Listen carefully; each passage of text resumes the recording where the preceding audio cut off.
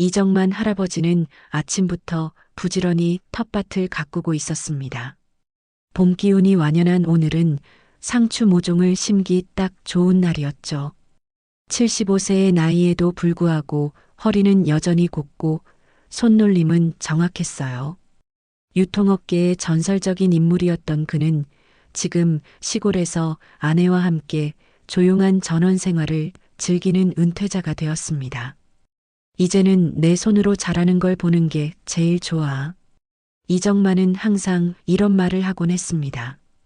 매일 아침 이슬을 맞은 채소들을 바라보며 커피 한 잔을 마시는 것이 그의 소소한 행복이었어요. 오늘은 특별한 날이었습니다. 15년 동안 타던 차를 바꿀 생각이었거든요. 그동안은 항상 비서가 알아서 차를 계약해 주었기에 정만에게는 차를 직접 사는 경험이 처음이었습니다. 여보, 오늘 차 보러 간다고 했었죠? 아내 박순자가 정원에서 불렀어요. 정만은 고개를 끄덕이며 옷을 털고 일어났습니다. 특별히 차려입을 생각은 없었어요. 평소처럼 편안한 작업복, 낡은 운동화, 그리고 햇빛을 가리는 모자만 쓰면 충분하다 생각했죠. 누구의 시선도 신경 쓰지 않는 나이가 되었고, 이제는 타인의 평가보다 자신의 편안함이 우선이었으니까요. 다녀올게요. 정만은 버스를 타고 시내로 향했습니다. 오랫동안 애착을 가졌던 그 외제차 브랜드의 최신 모델이 궁금했어요. 단순히 구경만 하러 가는 것이 아니라 마음에 들면 바로 계약할 생각이었습니다. 버스 창밖으로 스쳐 지나가는 풍경을 바라보며 정만은 생각했습니다. 사람은 늙어도 설렘은 늙지 않는구나. 정오가 조금 지난 시간, 이정만은 도심 한복판의 번화가에 위치한 고급 외제차 전시장 앞에 도착했습니다. 유리로 된 전면이 햇빛에 반짝이며 안에 전시된 차들의 윤곽을 더욱 선명하게 보여주고 있었어요. 정만은 잠시 전시장 앞에 서서 안을 들여다보았습니다. 예전에 타던 모델보다 더 세련되고 날렵해진 디자인이 눈에 들어왔어요. 한번 들어가 볼까? 문을 열고 들어서자 냉방이 잘 된 실내가 정만을 반겼습니다. 전시장 내부는 고급스러운 인테리어로 꾸며져 있었고 몇몇 고객들이 여기저기 차량을 둘러보고 있었어요. 정만은 천천히 매장 안으로 걸어 들어갔습니다. 그때 매장 직원이 다가왔죠. 어르신, 무엇을 도와드릴까요? 정만은 미소 지으며 대답했습니다. 새 모델을 한번 보려고요. 지금 타고 있는 차가 오래돼서. 그러나 직원의 표정이 미묘하게 변했습니다. 정만의 허름한 작업복과 낡은 운동화를 흘끗 보더니 목소리 톤이 달라졌어요. 어르신, 여기는 예약 없으면 어렵습니다. 정만이 고개를 갸우뚱하며 물었습니다. 예약이 필요한가요? 그냥 차를 구경하고 마음에 들면 계약하려고 했는데. 직원은 빈정대는 듯한 미소를 지으며 말했어요. 여긴 차 구경만 하시는 분들이 오는 데가 아니에요. 저희 차량은 최소 1억 원대부터 시작합니다만. 주위의 다른 고객들이 슬쩍 이쪽을 바라보기 시작했습니다. 정만은 당황했지만 정중히 설명하려 했어요. 그래도 제가 오래전부터 이 브랜드 차를 타왔기 때문에. 직원은 정만의 말을 끊으며 더 큰 소리로 말했습니다. 어르신, 요양원 연락해 드릴까요? 혹시 길을 잃으신 건 아닌지. 정만의 얼굴이 순간 굳었습니다. 주위에서 피식거리는 웃음소리가 들려왔어요. 그는 말없이 고개를 끄덕이고는 천천히 매장을 빠져나왔습니다. 뒤에서는 직원들이 키득거리며 웃는 소리가 들려왔죠. 아버지, 정말 그런 일이 있었어요? 이강민은 아버지의 이야기를 듣고 눈을 크게 떴습니다. 다음 날 저녁 가족 모임에서 정만은 어제 있었던 일을 담담하게 들려주었어요. 표면적으로는 웃으며 말했지만 얼굴은 씁쓸하고 어깨가 처져 있었습니다. 차를 보러 갔는데 내가 사람 취급을 못 받았구나. 이 말을 들은 가족들의 표정이 순식간에 변했습니다. 유명 자동차 수집가인 아들 강민은 주먹을 불끈 쥐었고 대형 법률사무소 변호사인 딸 지우는 눈을 가늘게 뜨며 분노를 억누르고 있었어요. 며느리 서영 역시 프리미엄 브랜드 홍보 전문가로서 그 매장의 행태에 경악했습니다. 아버지를 어떻게 그런 식으로 대할 수 있죠? 정말 믿기지 않네요. 지훈이 법정에서나 쓸 법한 단호한 목소리로 말했어요. 서영도 고개를 끄덕이며 동의했습니다. 그 직원, 우리 아버님이 어떤 분인지 전혀 모른 거예요. 이런 무례한 행동은 반드시 사과받아야 해요. 정만은 손사래를 치며 말했습니다. 그냥 넘어가자꾸나. 나이 들어 보이는 사람이라 그랬겠지. 하지만 강민의 눈빛은 이미 결심한 듯 했어요. 그는 아내와 여동생을 바라보며 눈짓을 했습니다. 세 사람은 말없이 서로를 이해했죠. 아버지가 받은 수모를 그냥 넘길 수 없었으니까요. 아버지, 내일 시간 괜찮으세요? 같이 그 매장에 한번 가보시죠. 정만은 고개를 저었지만 결국 가족들의 열정에 못 이겨 동의했습니다. 그날 밤 강민은 몇 통의 전화를 걸었고 지우는 노트북으로 무언가를 검색했으며 서영은 자신의 인맥을 총동원하기 시작했어요. 세 사람 모두 진지한 표정이었습니다. 이것은 단순한 항의가 아니라 품격 있는 복수의 시작이었죠. 이튿날 오전 10시 고급 외제차 매장 앞 도로에 세 대의 슈퍼카가 줄줄이 멈춰섰습니다. 매장 유리창 너머로 직원들의 시선이 일제히 바깥으로 향했어요. 기대에 찬 표정들이었죠. 그럴 만도 했습니다. 강민의 리미티드 에디션 스포츠카, 지훈의 블랙 색상, 최신형 고급 대형 외제차, 서영의 우아한 화이트 세단이 나란히 주차되는 광경은 그야말로 장관이었으니까요. 차에서 내린 세 사람은 모두 세련된 차림새였습니다. 강민은 맞춤 양복을, 지우는 세련된 정장을, 서영은 고급스러운 원피스를 입고 있었어요. 마지막으로 강민의 차에서 이정만이 천천히 내렸습니다. 어제와 달리 단정한 캐주얼 차림이었지만 여전히 화려하지는 않았죠. 네 사람은 당당하게 매장으로 들어갔습니다. 입구에서부터 직원들의 표정이 달라졌어요. 어제와는 완전히 다른 분위기였죠. 강민이 먼저 앞으로 나섰습니다. 매니저 좀 불러주시겠어요? 직원 한 명이 허리를 굽히며 재빨리 안쪽으로 달려갔습니다.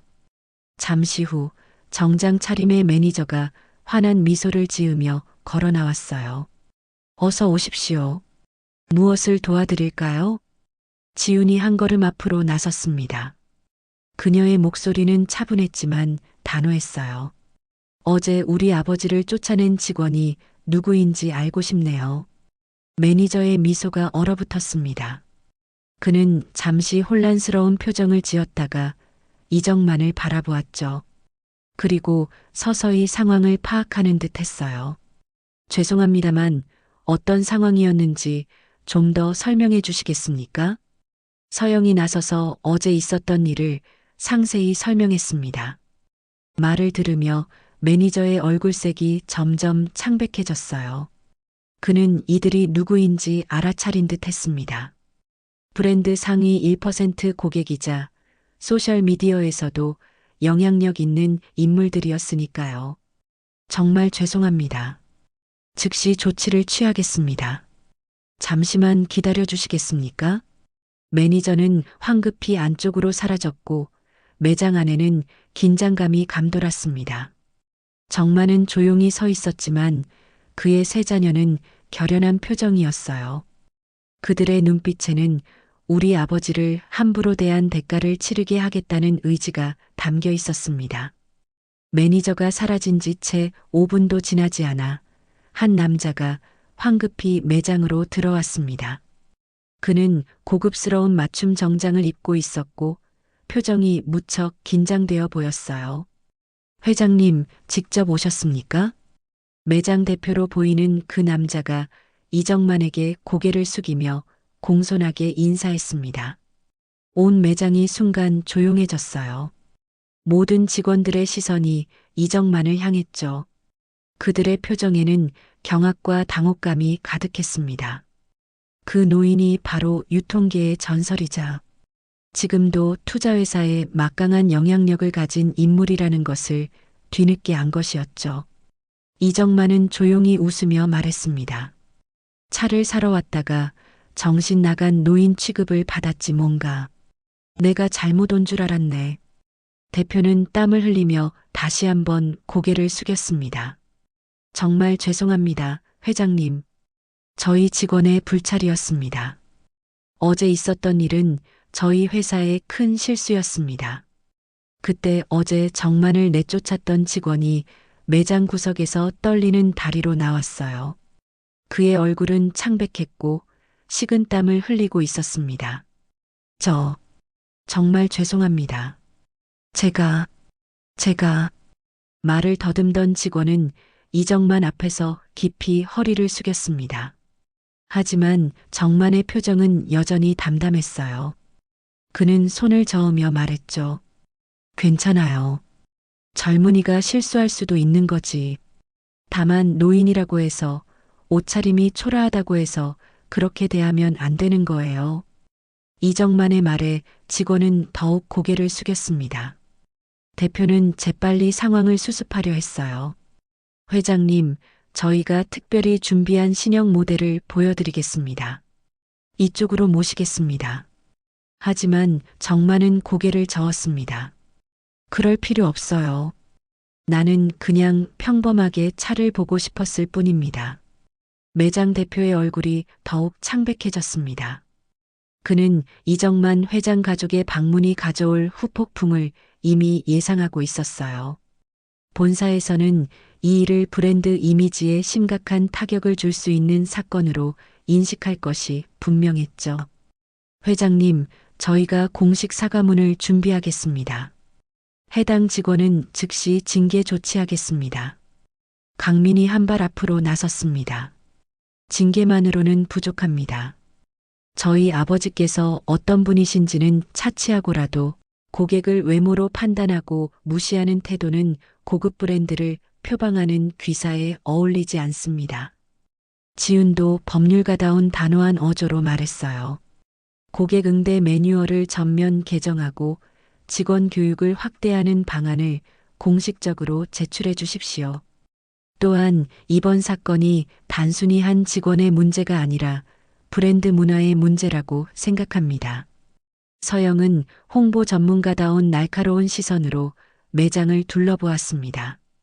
이 사건이 소셜미디어에 알려진다면 어떤 결과를 가져올지 생각해 보셨나요? 외모로 사람을 판단하는 브랜드라는 인식이 퍼진다면 누가 이곳에서 차를 구매하고 싶어 할까요? 대표는 식은땀을 흘리며 고개를 끄덕였습니다. 네, 모두 귀중한 말씀입니다. 저희가 즉시 개선안을 마련하겠습니다. 본사에도 이 사안의 심각성을 보고하고 전사적인 교육 확대와 매뉴얼 개정을 추진하겠습니다. 이정만은 조용히 이 모든 상황을 지켜보고 있었습니다. 그의 얼굴에는 미소가 어려 있었어요. 자신의 자녀들이 이토록 단호하게 행동하는 모습이 자랑스럽게 느껴졌습니다.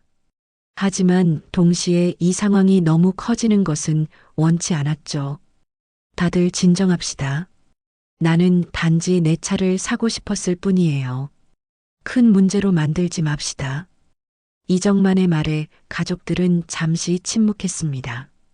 대표는 기회를 놓치지 않고 재빨리 말했어요. 회장님, 저희의 진심 어린 사과를 받아주십시오. 이번 일을 계기로 저희 회사가 더 나은 방향으로 변화할 수 있도록 하겠습니다. 대표는 이정만 가족을 최고급 응접실로 안내했습니다. 특별히 준비된 차와 다과가 테이블 위에 놓여 있었어요. 대표는 간곡한 표정으로 이정만을 바라보았습니다. 회장님, 저희의 무례함을 용서해 주신다면 신형 모델을 최우선으로 제공해 드리겠습니다. 또한 전속 비서를 연결해드려 차량 관리에 불편함이 없도록 하겠습니다. 강민이 눈썹을 치켜 올렸습니다. 특별 대우가 아니라 모든 고객에게 똑같은 존중을 보여주는 것이 더 중요하지 않을까요? 대표는 고개를 끄덕였습니다. 맞습니다. 저희가 근본적인 문제를 개선하겠습니다.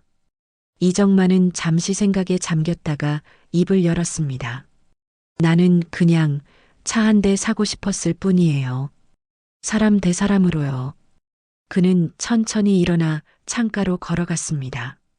전시장의 차들을 바라보며 말을 이었어요. 이 브랜드, 차는 고급인데 사람이 싸구려가 되면 안 되잖아요. 브랜드의 가치는 차 자체보다 그 차를 만들고 파는 사람들의 품격에서 나오는 거예요. 대표는 깊이 고개를 숙였습니다. 회장님의 말씀 깊이 새기겠습니다. 이정만은 웃으며 가족들을 바라보았습니다. 우리 가족이 원하는 건 특별 대우가 아니라 모든 사람이 동등하게 존중받는 문화예요. 그렇죠? 강민, 지훈, 서영 모두 고개를 끄덕였습니다. 정만은 대표를 향해 손을 내밀었어요. 차는 다른 브랜드 것으로 알아볼게요. 하지만 오늘 있었던 일이 좋은 변화의 시작이 되길 바랍니다. 대표는 당황한 표정이었지만 정중히 정만의 손을 잡았습니다. 정말 죄송합니다, 회장님. 저희의 실수로 고객을 잃게 되어 더욱 유감입니다. 매장을 나서면서 이정만은 가벼운 발걸음으로 걸었습니다. 그의 얼굴에는 승리의 미소가 어려 있었어요. 일주일 후 작은 흰색 세단 한 대가 이정만의 시골집 마당에 천천히 멈추었습니다. 운전석에서 정만이 직접 내렸어요. 그가 선택한 차는 고급 사양이 아닌 단정하고 기능 위주의 실용적인 모델이었습니다. 아내 순자가 텃밭 앞에서 손을 흔들었어요. 여보, 차 사왔어요? 응. 이제 직접 몰아도 될 만큼 작고 괜찮은 놈이야. 정만은 트렁크에서 짐을 꺼내며 잠시 뒤를 돌아보았습니다. 차를 함께 타고 와준 아들 강민, 며느리 서영, 딸 지우는 지금도 현관 앞에 서 있었어요. 그들의 눈빛에는 아버지를 위한 존경이 담겨 있었습니다. 정만은 미소 지으며 혼잣말처럼 말했습니다. 그저 나는 노인이라고 무시당한 게 서러웠고 그걸 가족들이 누구보다 먼저 알아봐줘서 그게 고마운 거야. 순자가 다가와 정만의 팔을 잡았습니다. 이젠 마음 풀렸어요? 그래. 애들이 나보다 더 속상해해줘서 더는 뭘 바라겠어. 강민이 다가와 아버지의 어깨를 감쌌습니다. 아버지, 저희가 너무 오버했나요? 정만은 웃으며 고개를 저었어요. 아니, 딱 적당했어. 너희들 덕분에 한 가지 깨달았다네. 무엇을요, 아버지? 지훈이 물었습니다. 진짜 품격은 비싼 차나 옷이 아니라 사람을 대하는 태도에서 나온다는 거지. 그리고 우리 가족이 그 품격을 제대로 보여줬다. 서영이 미소 지으며 말했어요. 그 매장에서 연락이 왔더라고요. 전국 매장에 고객 응대 교육을 전면 실시하고 직원 평가 기준도 바꾸기로 했대요. 정만은 고개를 끄덕였습니다. 작은 변화지만 의미 있는 걸세. 어쩌면 우리의 경험이 다른 누군가에겐 더 나은 경험이 될지도 모르지. 텃밭에서 막 수확한 상추를 들고 온 순자가 물었습니다. 오늘 저녁은 모두 함께 먹죠? 그럼요. 정만은 환하게 웃었습니다. 우리 가족이 함께하는 시간이 가장 값진 거니까. 정만은 천천히 마당을 돌아 걸었습니다.